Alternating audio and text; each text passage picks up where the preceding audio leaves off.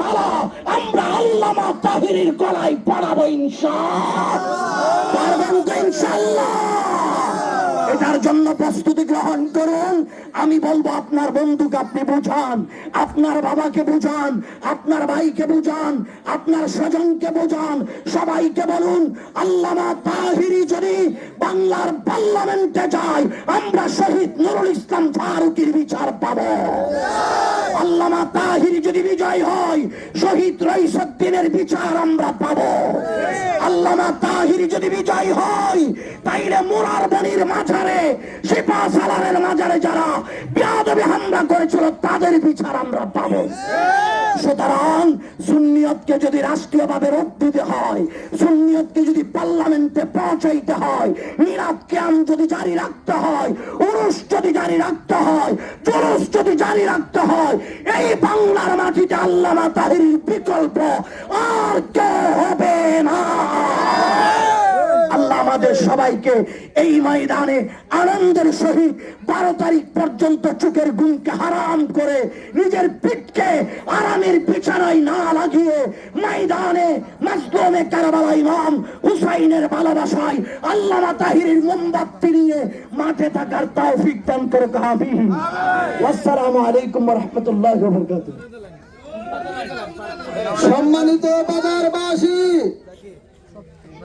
সম্মানিত বাজারবাসী, এখন আপনাদের সামনে আমাদের আশা আকাঙ্ক্ষার প্রতীক, আমাদের প্রিয় মানুষ, সকলের প্রিয় মানুষ, হবিগঞ্জ 4 আসনে বাংলাদেশ ইসলামী ফ্রন্ট মনোনীত মোমবাতি প্রতীকের এমপি প্রার্থী পীর মুফতি গিয়াসউদ্দিন আত-তাহিরি সাহেব বক্তব্য রাখবেন।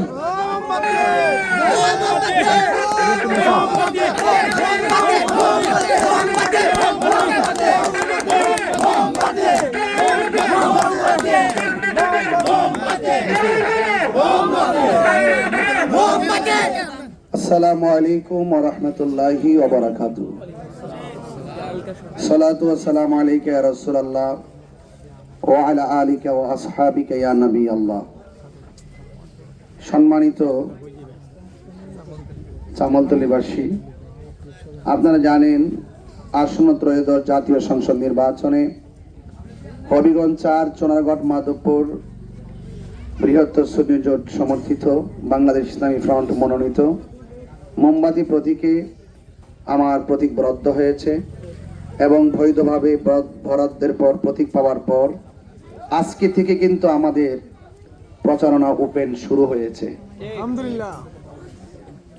এবং আমি মনে করি আমার ভাগ্যটা অনেক ভালো যে আজকের প্রচারণার এই পরন্ত সন্ধ্যাবেলায় যে জায়গাতে আমি এসে দাঁড়িয়েছি, এই সন্ধ্যার পর এই প্রথম প্রচারণাটা আপনাদের এলাকা দিয়ে শুরু করেছি। তো সুতরাং আমি এতটুকু জানি যে এই এলাকাটা শতকরা 99% সুন্নি। কথা বলেন ঠিক কিনা? এই সুন্নি এলাকায় আমি এসে দাঁড়িয়ে সুন্নি একজন প্রার্থী হিসাবে দেশের মানুষের পক্ষে কথা বলার, সুবিধা বঞ্চিত মানুষের পক্ষে কথা বলা, সুবিধা বঞ্চিত মানুষ যারা, মেহনতি মানুষ যারা, যারা কোনো রকমভাবে দিন যাপন করে সেই নিরুপায় মানুষগুলোর পক্ষে কথা বলা এবং পাশাপাশি সম্প্রীতি শান্তির লক্ষ্যে কথা বলা, মা বোনদের ইজ্জত সম্মান রক্ষায় কথা বলা, ব্যবসায়ীদের ন্যায্য ব্যবসায় কোনো ধরনের জুলুম নির্যাতন যেন ব্যবসায়ীদের উপরে করা না হয় সেই নেপথ্যে কথা বলা এবং এই রাষ্ট্রে সার্বভৌমত্ব সুরক্ষায় কথা বলা, ধর্মদ্রোহীদের বিপরীতে সত্যিকার ধর্ম প্রচারে কথা বলা, আল্লাহর ওলিরা ইসলাম এনেছেন সেই আল্লাহর ওলির মাজারের সুরক্ষায় কথা বলা এবং শিক্ষা, স্বাস্থ্য এবং অবকাঠামো উন্নয়নের নেপথ্যে কথা বলার ক্ষেত্রে আজ আমি আপনাদের সামনে মোমবাতি প্রতীকে ভোট চাওয়ার জন্য এসেছি। আমি দীর্ঘদিন ধরে আপনাদের মাঝে কোরআন সুন্নাহর আলোকে ধর্ম প্রচার করে আসছি, সত্য প্রচার করে আসছি, ধর্মীয় মূল্যবোধের আলোকে আমরা যদি এই রাষ্ট্রকে সাজাতে পারি, তবে এই দেশের মেহনতি মানুষ থেকে শুরু করে সকল মানুষের অধিকার প্রতিষ্ঠিত হবে। কথা বলেন। আজকে বাংলাদেশে যে রাজনৈতিক অস্থিরতা শুরু হয়েছে, আমি যদি মোটা দাগে একটা কথা বলি, আপনারা বলুন তো দেখি, এই দেশে যে মাজার ভাঙ্গা হয়েছে, একটা মানুষ, একজন নেতা কি দাঁড়ায় প্রতিবাদ করেছে? কবর থেকে লাশ তুলে যে আগুন দিয়ে পুড়িয়ে দিয়েছে, কেউ কি প্রতিবাদ করেছে? আরে হোক না সে অন্য ধর্মের মানুষ। গত কয়েকদিন আগেও দেখেছি অযথা একটা মিথ্যা অপবাদ দিয়ে একটা হিন্দুকে গাছের মধ্যে ঝুলিয়ে আগুন দিয়ে পুড়িয়ে দেওয়া হয়েছে। এটার নাম কি রাষ্ট্র ব্যবস্থা? আর আপনার সঙ্গে আমার মতের অমিল হতে পারে, আপনার সঙ্গে আমার মতের দূরত্ব হতে পারে, কিন্তু ইচ্ছে আপনি প্রতিহিংসার বশবর্তী হয়ে গায়ে আগুন দিয়ে পুড়িয়ে দেওয়া, মামলা হামলা করে তাকে জুলুম নির্যাতন করা এবং রাজনৈতিক প্রতিহিংসায় একজন মানুষকে মেরে ফেলার মতন যেই প্রবণতা এই রাষ্ট্রে শুরু হয়েছে, আমি প্রয়োজন মনে করেছি যে সবকিছু ফেলে দিয়ে হলো ধর্মীয় মূল্যবোধের আলোকে এই রাষ্ট্র ব্যবস্থা যদি কায়েম হয়, তাহলে অফকোর্স রাজনৈতিক প্রতিহিংসা বন্ধ হবে। সংসদে কি এইরকম কথা বলার দরকার আছে না? অনেকে আমাকে বলে, হুজুর আপনি ওয়াজ মাহফিল করতেন, হাজার হাজার লোক আসছে, আপনি কেন রাজনীতিতে আসলেন? আমি বলছি রাজনীতিতে আসছি দুর্নীতিবাজকে সাইজ করার জন্য। রাজনীতিতে আসছি ধর্মীয় মূল্যবোধের আলোকে সংসদের মধ্যে দায়িত্বহীনভাবে কথা বলার জন্য। আমি যদি হাজার নয় লক্ষ ফলোয়ার যদি আমার থাকে, আমি হাজার মানুষকে চিল্লাইলেও আইন হবে না। যদি সংসদে দাঁড়িয়ে কথা বলতে পারি, তাইলে আইন হবে।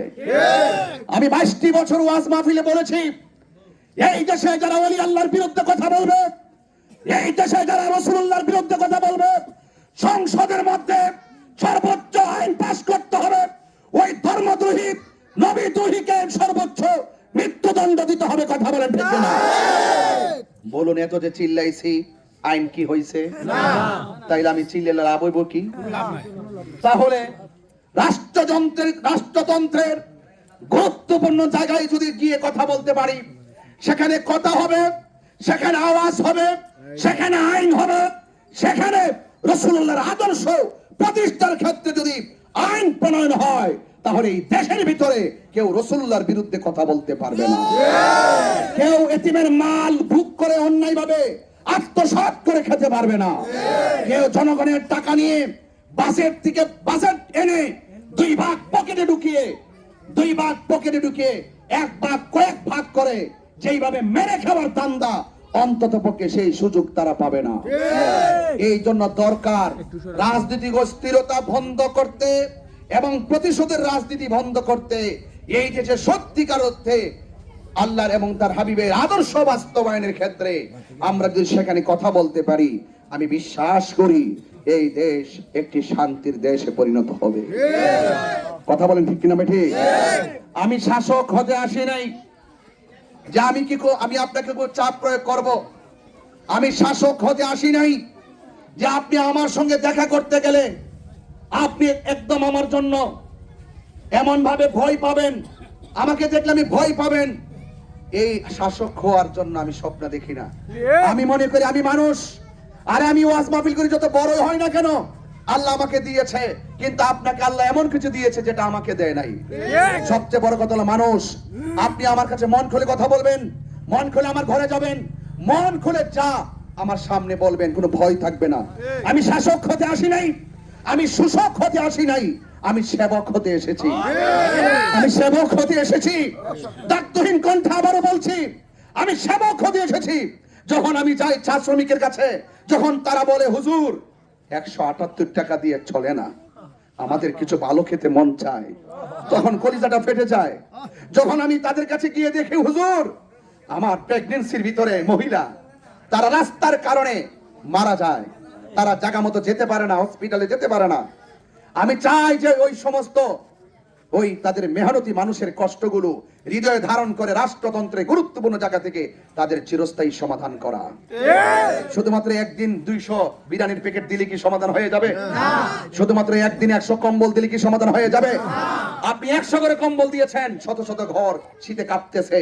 আপনাকে চিরস্থায়ী বন্দোবস্ত করতে হবে, তাদের সঠিক বাসস্থানের ব্যবস্থা করতে হবে, পানির সংকট থেকে শুরু করে তাদের চিকিৎসা থেকে শুরু করে শিক্ষা থেকে শুরু করে স্বাস্থ্য থেকে শুরু করে অবকাঠামো উন্নয়ন থেকে শুরু করে প্রত্যেকটা সেক্টর অত্যন্ত ইমানের চিত্তে দৃঢ়তার সাথে নীতির সাথে বাস্তবায়ন করার দৃঢ় প্রতিশ্রুতি নিয়ে আপনাদের মাঝে আপনাদের সন্তান এসেছে।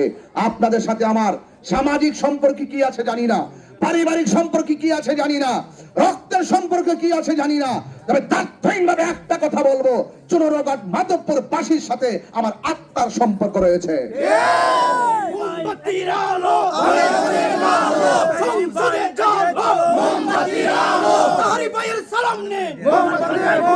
আমার আজকে আমাদের প্রচারণা শুরু এখান থেকেই। মাইক নিয়েছে এই প্রথম পুরা নির্বাচনী ক্যাম্পেইনে। যতদিন ধরে আমি রাস্তায় কথা বলতেছি, আজ প্রথম মাইক নিয়েছি। আর এই মাইক আপনাদের বাজার থেকে শুরু করলাম, যেন এখানেই এসে যেন আপনাদেরকে নিয়ে যেন আমরা যেন শুধু মালিক আমাকে দয়া করে আপনাদের সমর্থন, আপনাদের ভালোবাসা, আপনাদের আন্তরিকতা এমন ভাবে আপনারা একটু বিলাই দেওয়ার চেষ্টা করবেন, অন্তত পক্ষে যেন এই দেশটাতে যেন সার্বভৌমত্ব সুরক্ষা এবং নবী প্রেম যেন কায়েম হয়, সেই আশাবাদ ব্যক্ত রেখে আপনাদের মহামূল্যবান ভোটটুকুন মোমবাতির প্রতীকে চেয়ে আমি আবারও আপনাদেরকে সালাম দিয়ে বিদায় নিচ্ছি। জয় হোক মানবতার, জয় হোক মেহনতি মানুষের, জয় হোক মোমবাতি প্রতীকের, জয় হোক। আমি দেখেছি অনেকগুলা মা বোনরা চতুর্পাশে দাঁড়িয়ে আছে। আমার মা বোনদেরকে বলবো, মা, মোমবাতি প্রতীকটা অনেক মায়ার প্রতীক, কথা বলেন ঠিক কিনা? এই প্রতীকটারে ধর্ম বর্ণ সবাই পছন্দ করে।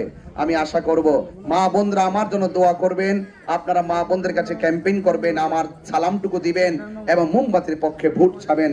আল্লাহ পাক যেন আমাদের সকলকে আজকের এই আয়োজন থেকে শুরু করে আমাদেরকে যেন আল্লাহ পাক কাঙ্ক্ষিত বিজয় যেন অর্জন করার তৌফিক দান করে। আমিন। আসসালামু আলাইকুম ওয়া রাহমাতুল্লাহি ওয়া বারাকাতুহু।